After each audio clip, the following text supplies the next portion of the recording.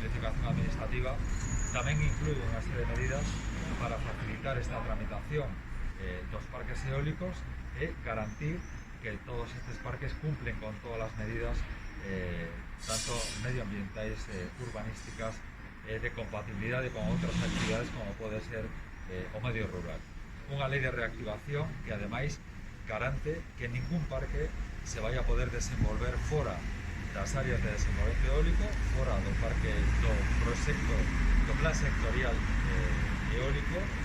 salvo que haxa unha justificación desde o punto de vista do impacto territorial económico e que se está permitindo a través desta lei que estemos informando negativamente todos aqueles parques que nestes momentos se están pretendendo desenvolver fora de esas áreas de desenvolvemento eólico. Estamos falando, no caso da provincia de Ourense, de 2 parques en